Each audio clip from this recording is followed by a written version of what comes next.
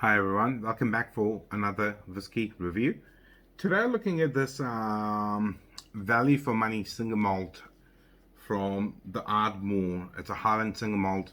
In New Zealand retails for around $60 to $65, which is, well, I mean, you can't ask for better.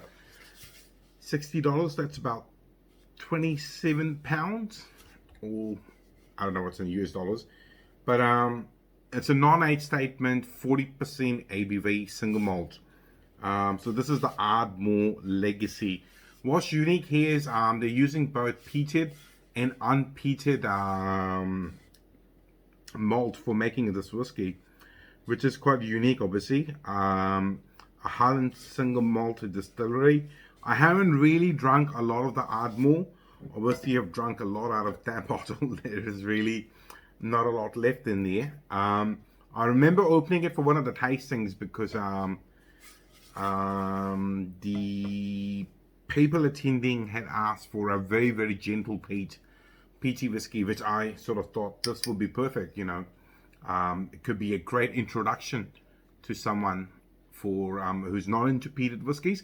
This could be great introduction whiskey, sort of lure them in a little bit instead of scaring them with a Lafroig or an Ardbeg 10-year-old. Well, let's see what it's all about. So, as you can see, I have enjoyed it thoroughly. During the tasting, we didn't really drink a lot of it because this particular group were not all that keen on the peated whiskey, even though this one was on the very light side. Now, looking at the color, or well, should I say, lack of it, very, very light in color, hardly any color at all. It's just really, really light. The bottle or the sort of the case it comes in does not allude to what sort of barrels they're using, and I didn't really research what particular barrels are used with this single malt, but let's just assume by looking at the color that it is ex-bourbon cask. It's very light. Let's see what's it like on the nose.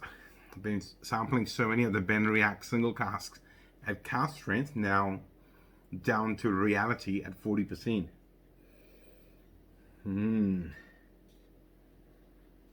Wow.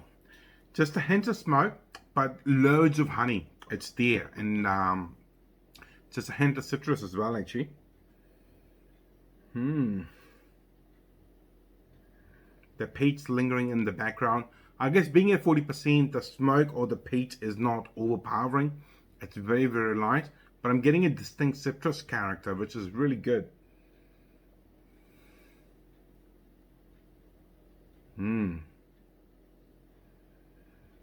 Quite good, honestly, for the money it goes for, around 60, 65 Kiwi dollars. You really can't ask for much more, considering nearly a third of it is in taxes. So for 35, 40 bucks, a quality single malt's been put in front of you. Obviously got no age statement, but I would assume it will be 7 to 8 years old, or around that age anyway. It's got perfectly pleasant nose. Wow. Really nice.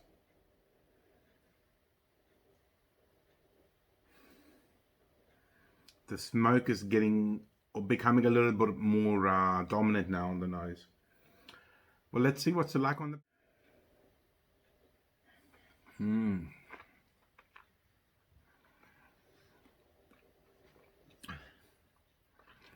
Quite watery. I think I've just been spoiling myself with too much single cask and cask strength stuff. Felt quite watery, but my palate is just full of smoke now. It's not overpowering, still quite gentle and light, but there's loads of smoke. Very dry overall, but just a hint of honey's trying to come on the palate now. So these guys reckon light peat smoke and creamy vanilla balanced with sweet honey and spice. So I did get honey, but I'm not getting any spice, but the smoke's there, but not in an overpowering way, in a real gentle, sort of easy rolling way.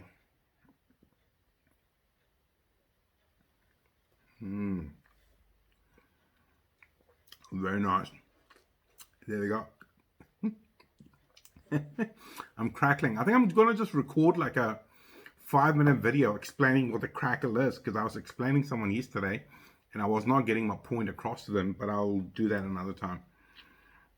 But this is absolutely perfect. I've probably drunk 4 or 5 of these over the years, but this is over a number of the years, not just last year, because such a good entry level peated whiskey. It'd be good to drink it versus the Lefroy Select, which is at a similar price, at least in New Zealand, that's $65. So it'd be quite cool to see which one I might prefer more. I would expect Lefroy to be still just a little bit more smoky and a little less unforgiving, where this one is still letting a little bit of the honey and vanilla come through, and the smoke lingers. And on the palate at the moment, there's still no spice registering, but the honey and vanilla amongst the smoke is just going back and forth beautifully. Very, very nice. And I've said it a few times now, you can gift this with confidence to someone who might say, hey, look, I don't like smoky peaty whiskey, but you might give this one to them and go, hey, this is a good starting point just to see what it's all about. Well, I'm going to go and finish this off. I think this one has seen the end of the road, and maybe leave it a little bit for another day. But if you're liking the content, please like, share, subscribe. Leave me some comments, give me some feedback. I really, really enjoy it. Otherwise, I'll see you in the very near future with another review. See you. Bye-bye.